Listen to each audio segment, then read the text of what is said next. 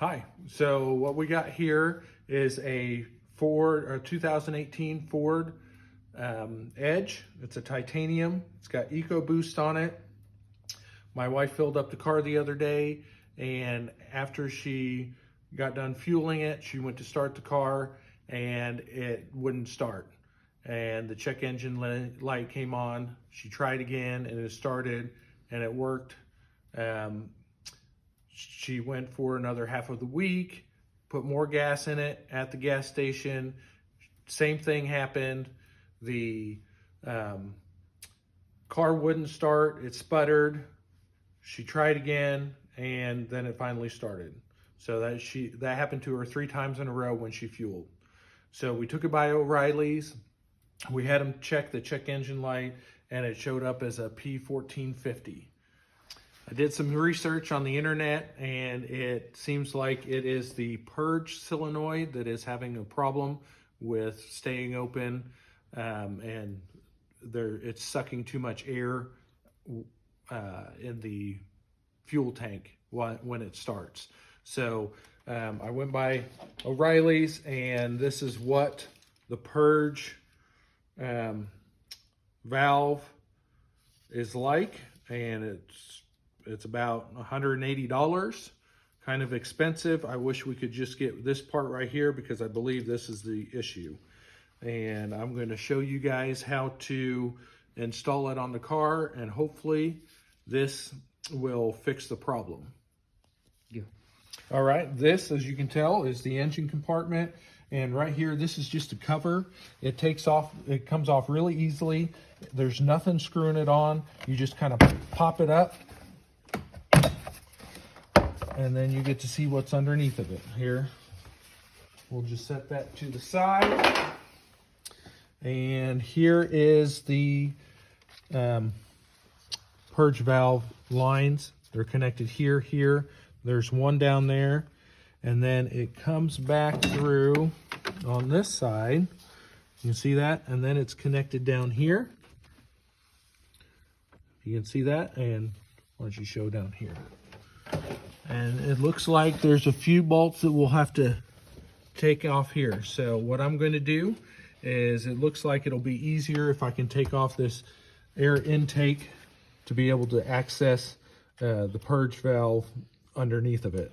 So I'm going to do that real quick, and then I'm going to show you how to do that, and then we'll access the purge valve.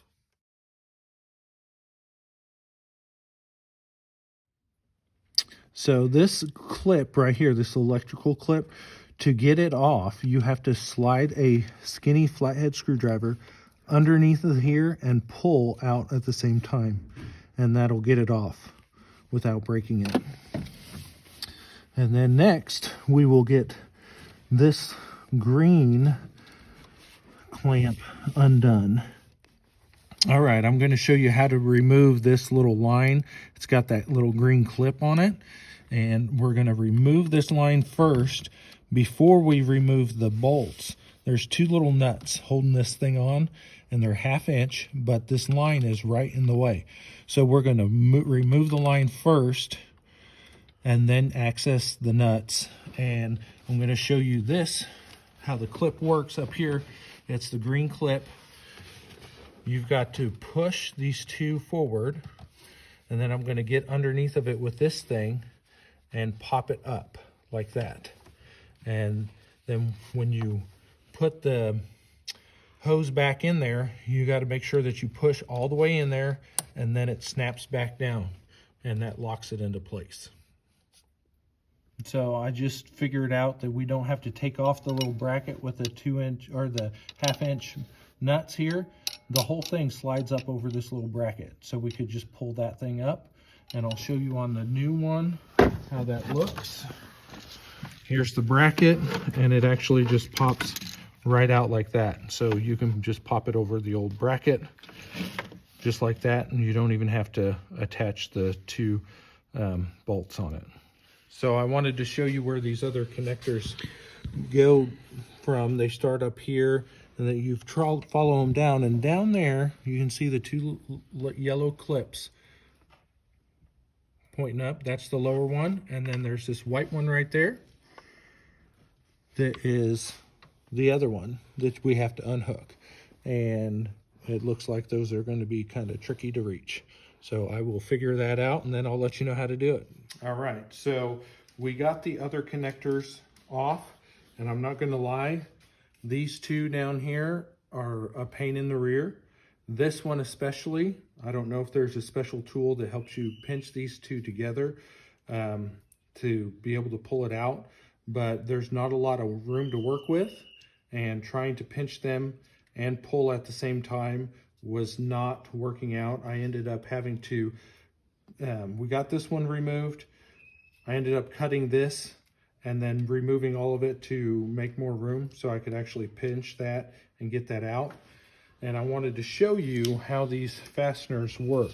So we'll start at the top. So this one with the white, all you have to do is pinch the two sides together and it opens up to be able to pull out. And I think that's the problem with the lower one, is you can't get in there deep enough to pinch it open enough. And then the one on the top, this one was really tricky to figure out.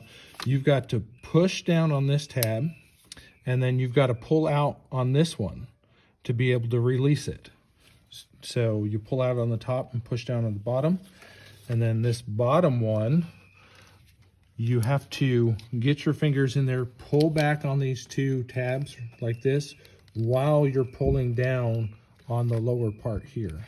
So it sits like this. You got to pull these back and then finagle something in there to push it out. So that's the trickiest part. I'm getting ready to put those back on, and I'm not sure which order I'm going to try and put those on. We'll go ahead and get them in place here. We'll go way down under here. I think getting them on is going to be easier than taking them off. I'll go ahead and put that one on there. You just push them on and they snap on, which is going to be the saving grace here. And you probably can't see down here, but it's way down underneath here. And that's the trouble with that one, is there's no room to actually pinch the fastener to open it. You can't see that one. See it under there? It sticks way under there. And that yellow one is actually not as hard to get to as that white one. So I'm going to go ahead and attach those, and then we'll wrap it up. All right, so I'm going to recap what we did. I just put this back on, and it went on easier than taking it off, which was great. Like I said, this white one right here is probably the hardest one to get on. And then here is the bracket that came with the original one. We just slipped that on instead of undoing the nuts that held it on. And if you want to come around this side to see, we did take off the intake air filter cover, and then this just slips back on. It plugs right back in there, and we plug the sensor back in, and then we put the solenoid canister right back on that little metal bracket, and it's all installed. Now the only thing that we've got to put back on is this, and there's a little sensor. It has this little grommet that puts in there, and the sensor plugs in, and then tighten that up. So that's the only thing that we really had to remove off the car to install this. It was a little bit difficult and tricky. There might be some kind of tool that helps pinch those together, which I'm unaware of. If you want to make some comments in the bottom, that'd be great. And just let me know if there's anything else I can help you with.